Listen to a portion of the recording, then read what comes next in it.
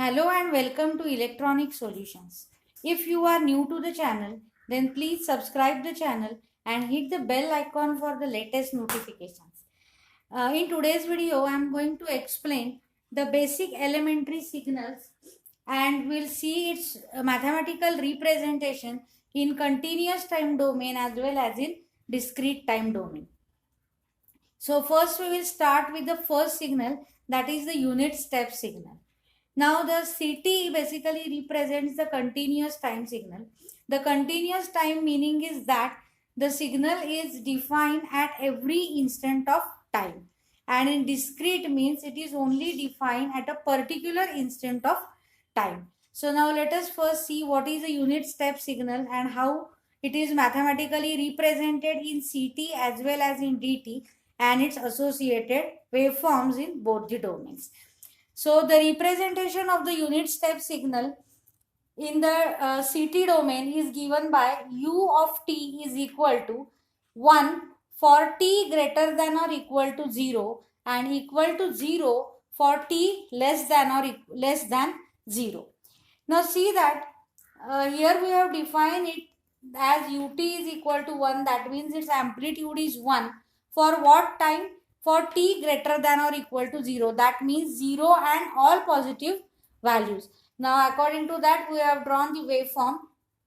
So from 0 to all positive values up to infinity, the amplitude of the signal is 1 and its value is 0 at all the negative values of t. Now in dt domain it is represented as u of n. So u of n is equal to 1 for n greater than or equal to 0 and equal to 0 for n less than 0.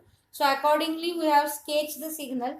Now in this case in CT domain it is represented in time and in DT domain it is represented in a discrete values, that is n, and the signal is represented by u of n. So now instead of defining it for all values of t for discrete domain, it is defined only at these discrete instant of time. So we have shown this signal. So at 0, 1, 2 and 3 we will get the values.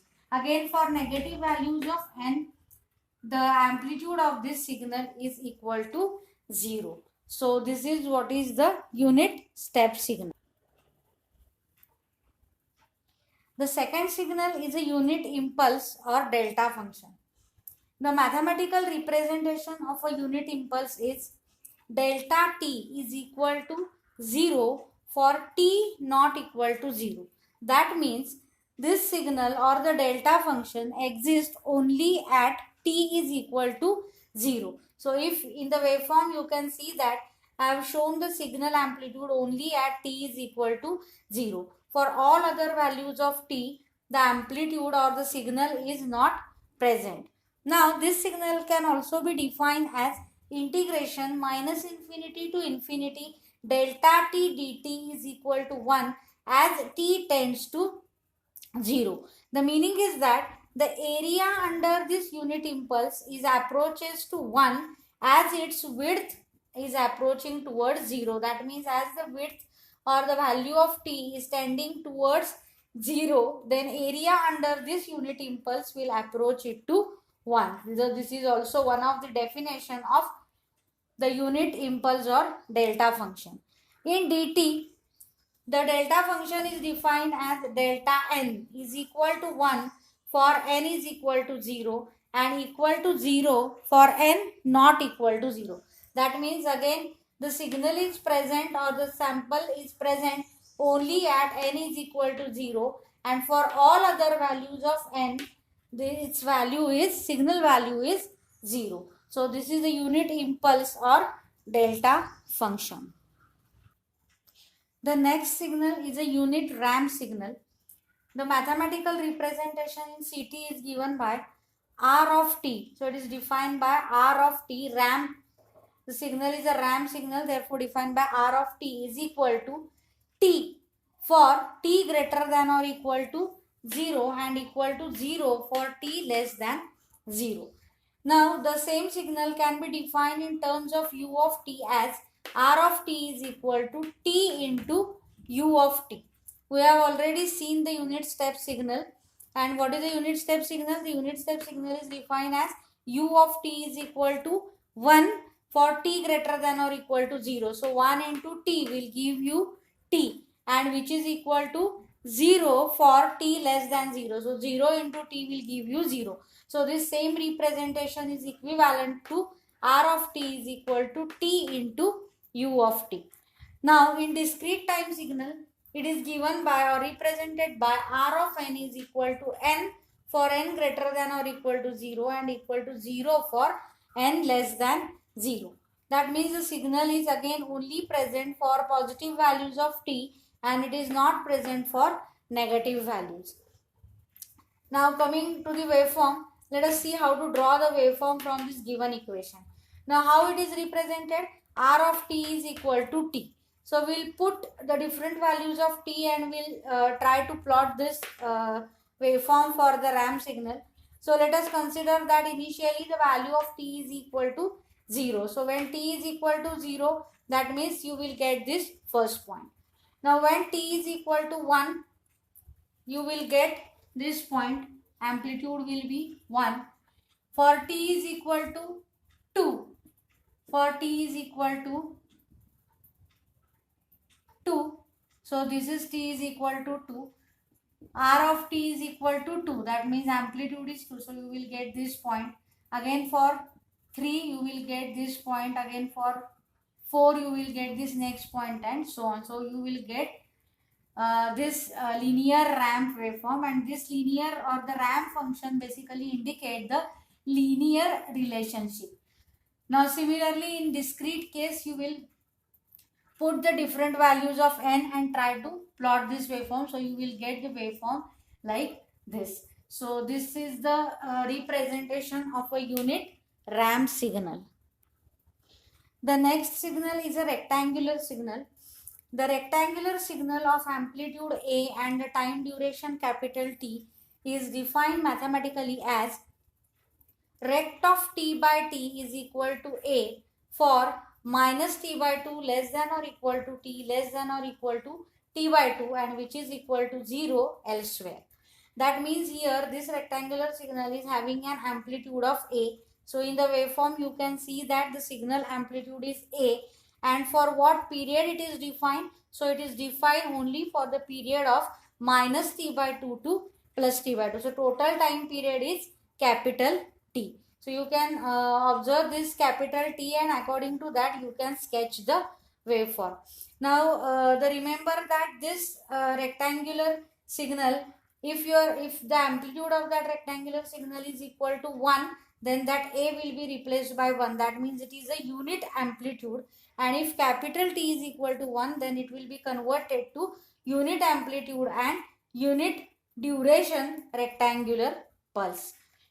Now if you can see that this rectangular pulse is basically centered about the y-axis. Okay, so you can say that it is symmetrical function, or it is an even function. It is symmetrical about the vertical axis. Now the same signal can be represented in a discrete domain, but here we are going to define it in a frequency domain. So in the frequency domain, it is defined as x of f is equal to a rect of f upon 2w. So again this 2w is nothing but it is a width or the duration of the pulse. So total duration is 2w. That means the pulse will be defined from minus w to w, and the amplitude of this pulse is equal to A. So this is the representation of a rectangular signal in CT as well as in DT. The next signal is a signum function. The signum function in CT domain is represented mathematically as Sgn of t is equal to 1 for t greater than 0 and equal to minus 1 for t less than 0. So the waveform is time domain t, signal amplitude signal is Sgn of t.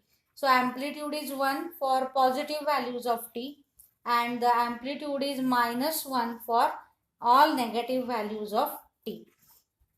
Similarly in dt domain, it is represented as Sgn of n is equal to 1 for n greater than 0 and equal to, sorry, it's not 0, equal to minus 1 for n less than 0.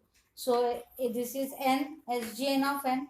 For n, for positive values of n, the amplitude is 1. For negative values, the amplitude is minus 1. So this is 1 and this is minus 1. So this is the signum function. Now you can see that this signal represents the odd symmetry. This is anti-symmetrical or odd symmetry. The next signal is an exponential signal. The mathematical representation for the exponential signal in CT domain is given by x of t is equal to b e raised to at, where this b represents amplitude and e raised to at is the mathematical representation. Now remember that for the waveform, we have to always consider what is the value of a. So depending upon this value of a, we will get the waveforms. So if this a is less than 0, that means if the value of a is negative, then in that case you will get the waveform like this, which is called as an decaying exponential. And if the value of a is greater than 0, that is if the value of a is positive, then in that case we will get the waveform which is called as an rising exponential. So actually we can verify this by putting the different values of a in this given equation. Now similarly in dt case, the equation is represented by x of n is equal to b r raised to n, where b again represents amplitude. Now again the nature of the waveform will depend upon the value of this r. So if the value of r is between 0 and 1, then you will get the nature of the waveform like this, which is called as an decaying exponential. And if the value of r is greater than 1, then in that case you will get the waveform as a rising exponential. So these are some basic elementary signals. So this is my first lecture of signals and systems. So keep watching my videos for the next lectures in SS. And if you like my video, then please share the video with your friends. Thank you guys. Thank you so much.